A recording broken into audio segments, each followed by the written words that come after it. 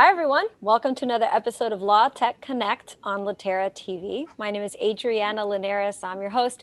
I'm a legal technology trainer and consultant. And on LawTech Connect, what I try to do is find and invite to come on and talk to us attorneys who have unique niche practices, and especially when they're passionate about that area of law, is always a pleasure for me to get to talk to attorneys like that. And I definitely have one here today. Hi, Jessica Pride. Hi, how are you? Thank you for having me. Happy St. Patrick's Day. I love Happy St. Patrick's Day. I had to represent for the Irish today. I feel like we all do, and especially with the inability to celebrate the way we would normally celebrate on St. Patrick's Day, all of our fellow Irish folks and those of Irish descent. So I think it's great. Well, it's so nice to meet you. Tell us a little bit about your practice and where you are, and get us to the point of, becoming a lawyer, a little bit about your background, and then we're going to talk about your practice itself. Definitely. So I'm a sexual assault attorney. I practice in San Diego. I have been representing survivors of sexual assault, good Lord, for probably the last 13 years. Wow. Which was way beyond the Me Too movement. I represent women, men, and children. I do adult sexual assault cases in civil court. We also do child sex abuse cases. And then I do employment law. I do sexual harassment cases. So anything involving sexual misconduct, we want to be here for survivors. Our mission here at the firm is to help end sexual violence. And so whether that comes in the form of representing someone in court, or trying to change the law in California or across the United States to make it safer for survivors, or helping our local community. I'm actually board president of our local rape crisis center. We help about 22,000 individuals in San Diego a year. We're one of the largest rape crisis centers in the country. Wow. So this is more than a job. It's really a mission and a way of life. And everyone here at my firm really is about helping survivors. So I love being part of that team. We love creating change in the world, and I can't wait till we no longer have a job. But unfortunately, as you know, with statistics and the Me Too movement, this is a hot topic right now. It's really, it's so sad that we need people like you in this world helping those victims, is what I think every time I talk to an attorney like you. I mean, attorneys do great things across the board. I think this is one that it's just it must be both so heart-wrenching at times and also so incredibly fulfilling when you do right by your clients. And I'm sure they are so grateful to have someone who is as thoughtful as you are. In the green room, as I call it, you were mentioning that part of your advocacy is not just for your own clients, but it's for the greater legal community and helping other attorneys who get into cases where maybe there's a client who has been sexually assaulted, and whether that's the case, what the case is about or not, just helping them recognize the situation and helping them deal with it better. Tell us a little bit about your efforts in that arena, because it's pretty amazing. Yeah, definitely. Thank you. So after the Me Too movement, we noticed a shift in attorneys who wanted to practice sexual assault litigation. And I was concerned that the attorneys coming into the space really didn't have a background in helping survivors. This isn't a car crash case. It's not something you can mass produce. It is definitely something that is unique and deserves white glove treatment, so to speak. And so you need to be trauma informed. If you go to a rape crisis center and you want to work with a survivor, you actually have to go through a 60-hour CIT training in order to even have contact with survivors, to make sure that you don't trigger them, that you aren't doing any harm or saying the wrong things, treating them the wrong way. And we had lawyers coming into this space that were just saying things like, well, why did you have so much to drink that night? And now you're making wrong question. Right. They're feeling like, wow, my lawyer doesn't believe me. My lawyer is making me feel bad. And so a colleague of mine and I started a national sexual assault litigation group through the American Association for Justice. We now have over 200 members. Wow. We are educating lawyers across the country about how to do trauma-informed lawyering, how to make sure that you are talking to a survivor in a way that they understand and doing the best for their client. So not only you can get the best information from them and help them, but you know that you, at the end of the day, are doing no harm and you're helping them, because this is, you touched on it earlier, it literally is the most rewarding job I've ever had. I used to do general personal injury, worked at one of the biggest firms, and did everything from car crashes to wrongful deaths, pharmaceuticals. And it was my sexual assault cases that just like hit home. That's how you got here? Oh my God, they come, they cry afterwards. There's hugs, and I get the most thoughtful gifts. I actually have some of them here. This one I really like came from a client. She got me this crystal angel because she said I was her guardian angel, because no one believed her. No one believed her, and the criminal justice system wasn't going to prosecute her case. What people don't realize is that criminal prosecutions of sexual assaults are really only about 5%, depending on where you're at. It's a really low percentage. So most survivors never get any justice. And we believed her. I believed her, and did some digging, did our job, did discovery. Guess what? He was a serial perpetrator. We were able to not only bring to light the trauma he had done to her, but to a number of other women, got them justice and put him out of business. Good. So. Wow. That's amazing. I get very emotional on this topic, and I don't know why. I hate, and I don't hate a lot, right? And I think hate is terrible, but I hate seeing people and animals harmed. Like, it's just one of those things. I'm a bit of a puppies and sunshine sort of TV and observer. I can't watch things where people are being hurt, and I hate it. I just hate it. So I get very emotional just hearing about success stories like that, and someone who's as passionate about it as you are, because I don't think I could do your job. I'd be lying in the corner of my office after every single client that came in the fetal position going, why is the world so terrible? I mean, that, and I'm sure a little part of you does that too, but your passion and your interest obviously overcomes all that. You said something earlier that I just want to come back to, because it's an interesting term and I hadn't heard it, and I'm wondering if it was something that's out there or a term that you have created and are using in your efforts to educate other attorneys on how to help survivors of sexual assault, and that is trauma-informed lawyer. What does that mean? Give me a little bit more on that, because it's very interesting. I think it is a new term. We're actually writing a book and helping to kind of give a step-by-step of what does trauma-informed lawyering look like. And I've been speaking all over the country about it. There's been years of training on trauma-informed investigation, trauma-informed interviewing. And so when I got into this space, I started going to conferences for sexual assault, for the sexual assault community, which usually comprised of police officers, district attorneys to get prosecutors, counselors, SART nurses when you get the examination after you've been raped. And there were no civil lawyers. I was usually the only civil lawyer at these conferences, one of thousands of people. And they were all learning about how to do their jobs in a trauma-informed way, meaning understand a survivor's trauma and how to interact with them. And so I thought, well, why, if lawyers are going to interact with survivors, we also need to be trauma informed. So that's what I've been teaching for the last, I feel like it's 4 or 5 years, is just traveling around the country, talking to lawyers about how to be trauma informed. And that has everything to do with understanding a survivor's brain once they've been traumatized, and realizing that they're not processing, they're in fight or flight.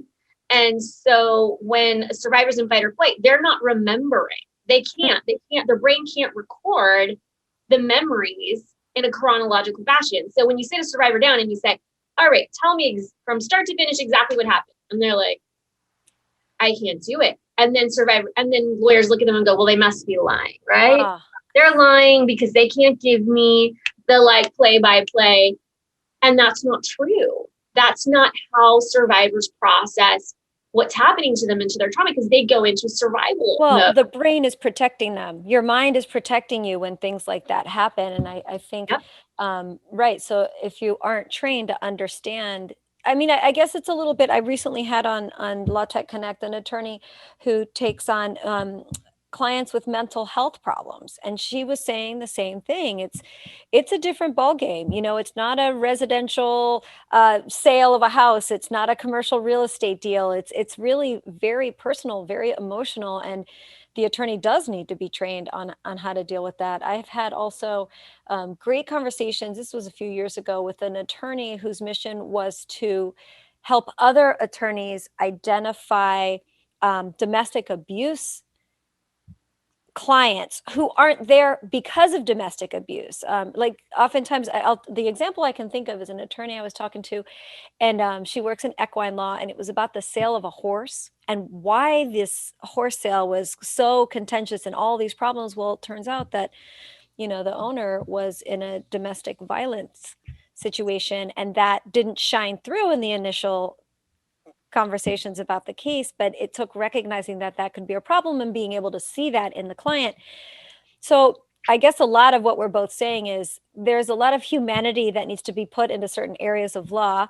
You can't just say, oh, well, that looks like an area of law where I can make money because there's all this opportunity. There just has to be an emotional capability. And that's what you're trying to do. And that's pretty awesome. Thank you. I agree. Yeah. This isn't for everyone. And the reason why most people didn't get into this area of law is because it is so emotional, and it's emotionally taxing, and it's so time consuming, the amount of time you spend building a relationship with a client, because rape is about power and taking someone's power away. And there's this break in trust.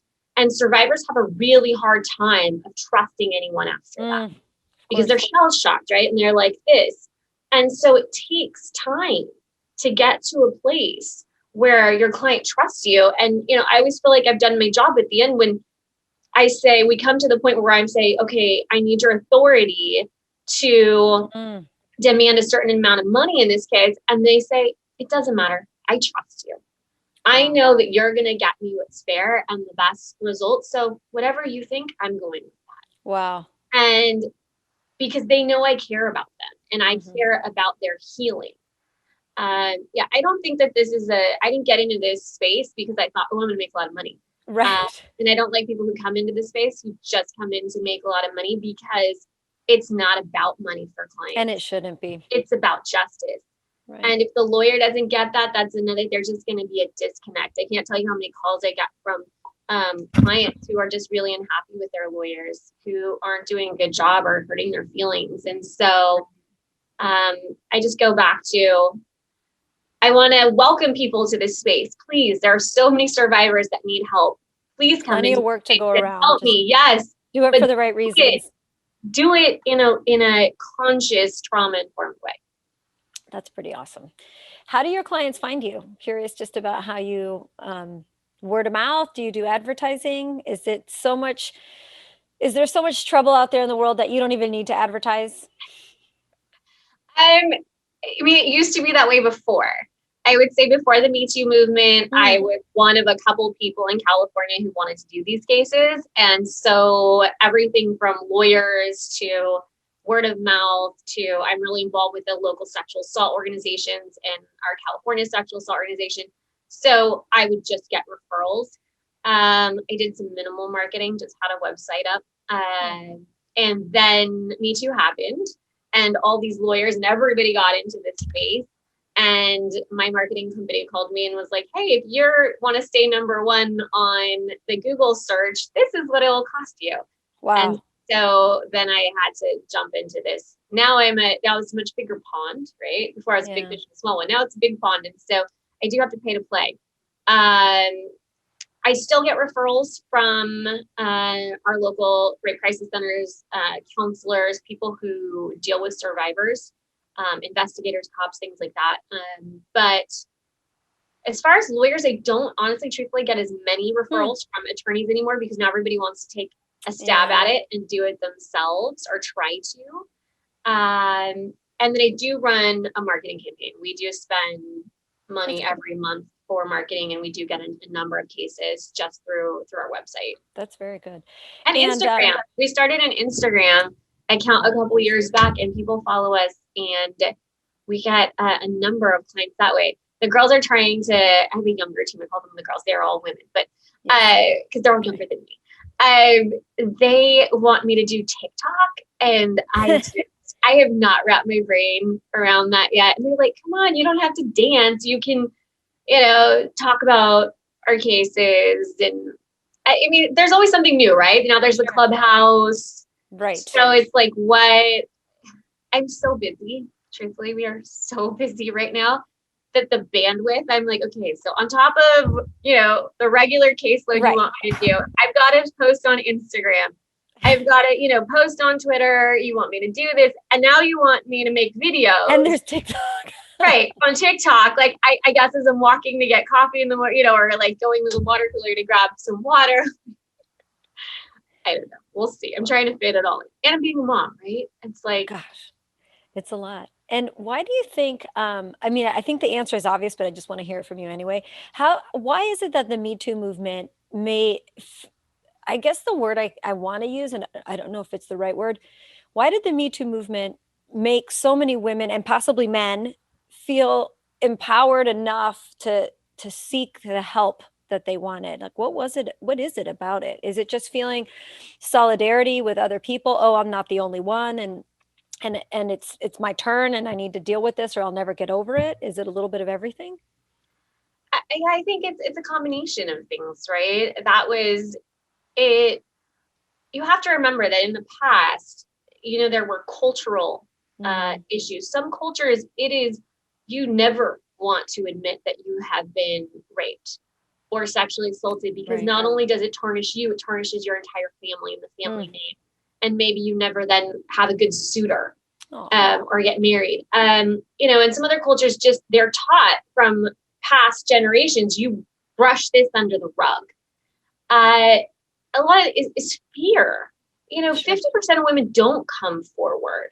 And male survivors have a much lower statistic because there's that shame, guilt, trauma. And so when Me Too movement happened, and people are afraid of people judging them, right? They always say the first person that a survivor tells, how that person reacts to them will define how they go about their trauma and how they process it. So if your best friend calls you and tells you, hey, I just got raped, and you're like, what?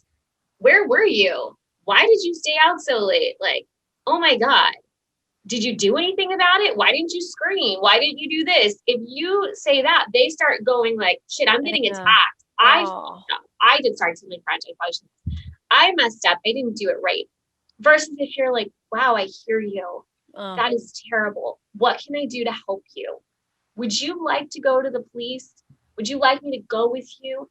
And so for the first time on a global level, we had people standing up and saying, this is not okay. And it's happened to me too. You are not alone. Wow. And that thought, just, you are not alone. Women and survivors, children, all felt empowered to say, you know what? Me too.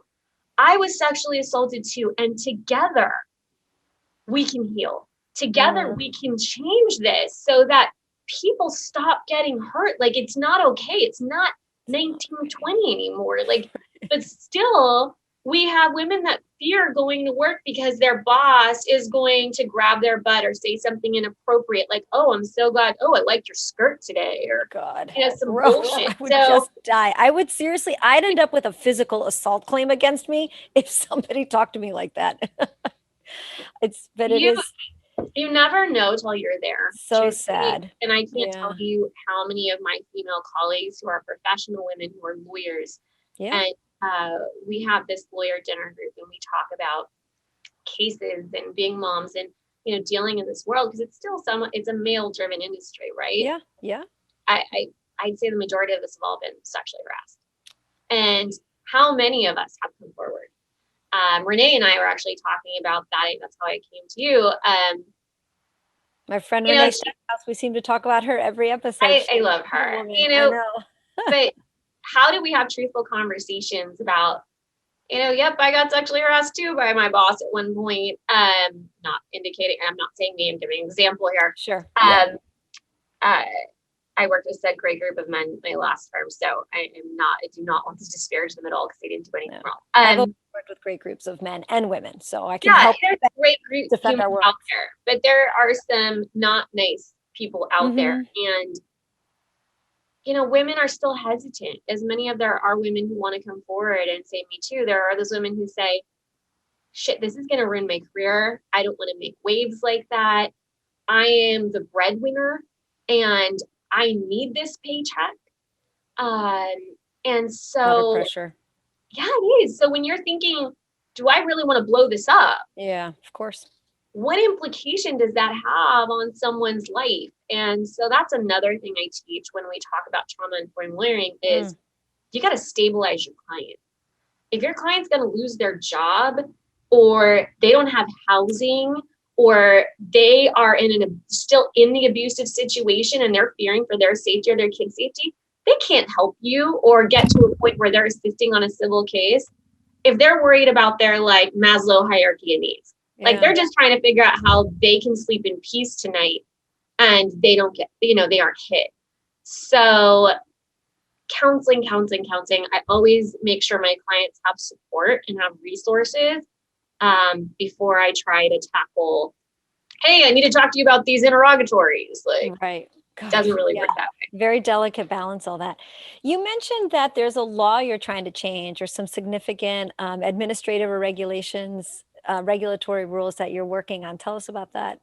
Yes, that's a big project. I get fired up about shit, and I got fired up about this, and I'm tired of getting cases like this. And so I was like, you know what, something has to change. I'm gonna change the law. Good, tell us. So I represent a number of women. I've represented a number of women and one male client who were sexually assaulted in the psychiatric court. Oh my gosh. So the particular case I have right now, a woman with no prior psychosis. She was a new mom who had severe postpartum depression and just had a mental break.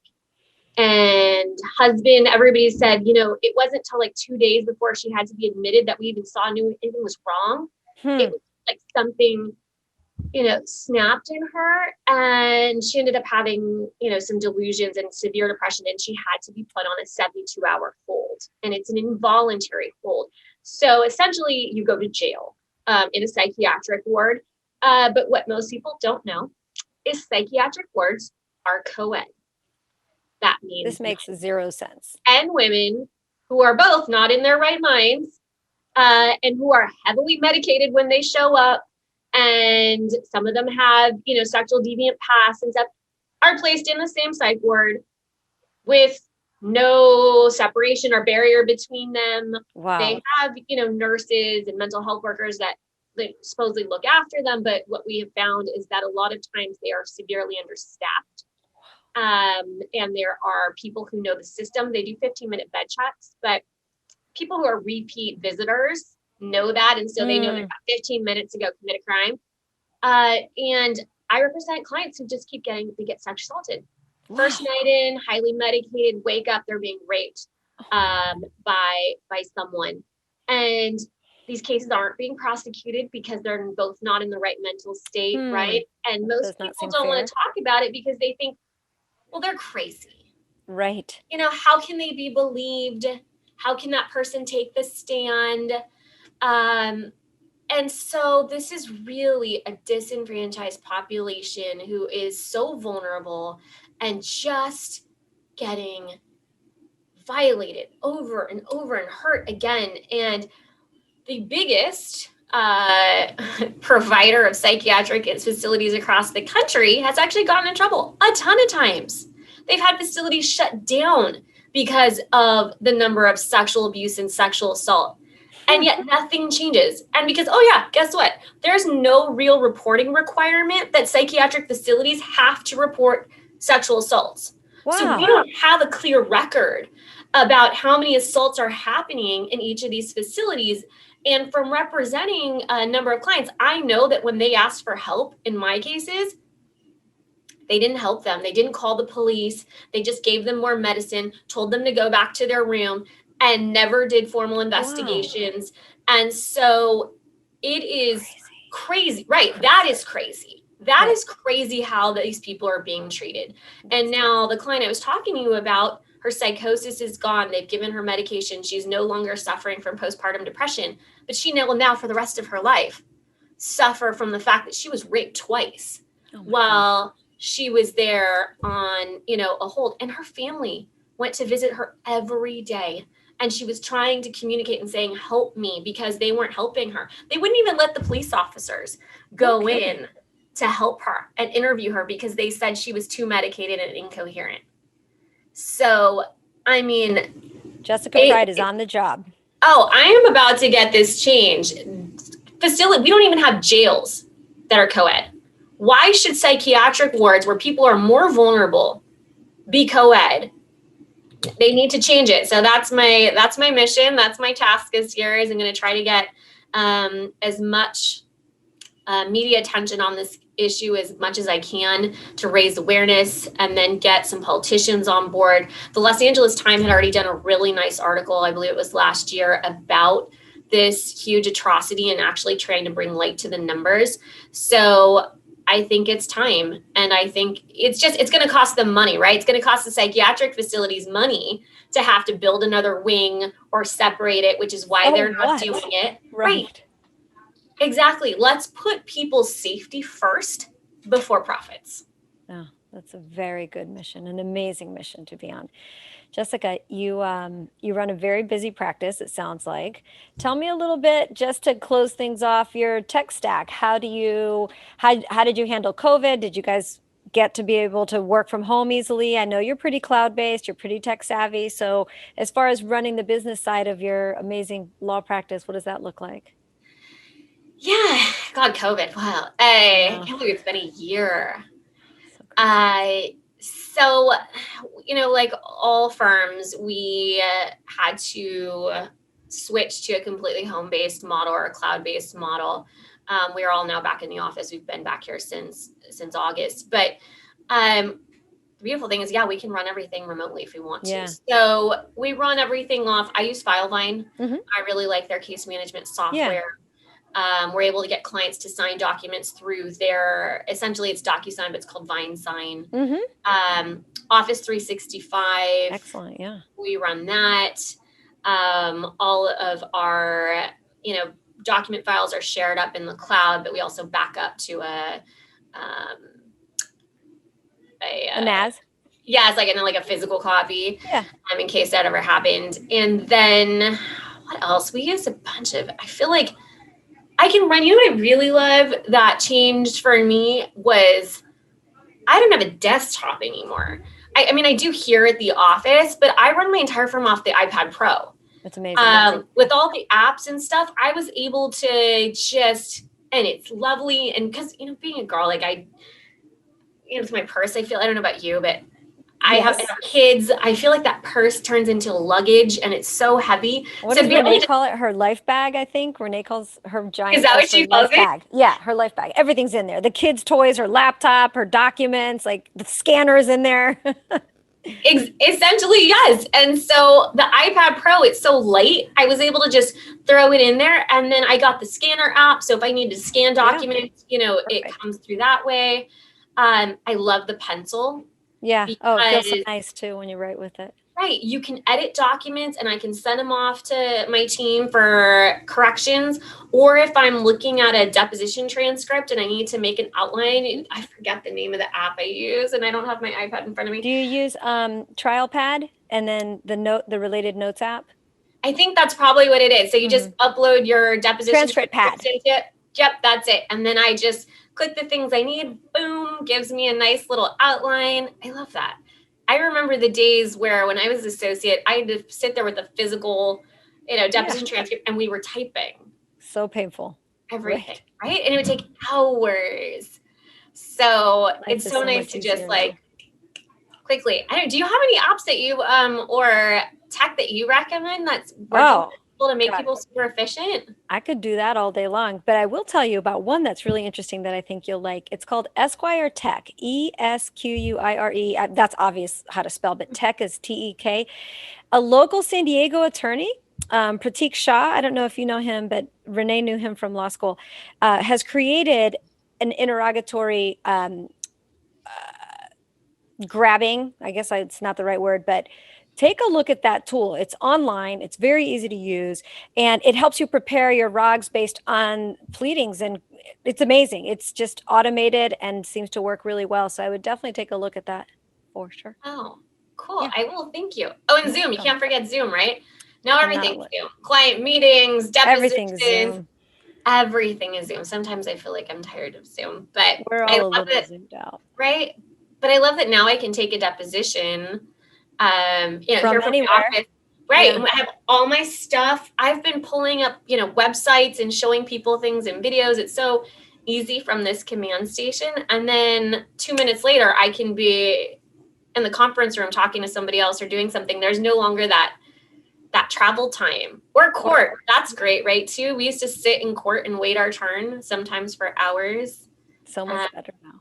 Now you can multitask. I love it because right? Work-life balance. We're all trying to figure out how to enjoy our families as much as possible. I think that's what COVID brought us, was taking us back to a memory of that's what matters, really being with your family and doing good in the world. And so if I can do good in the world and get home in time or get to spend extra time with my kiddos that I didn't used to get to do, I think it's a win. So.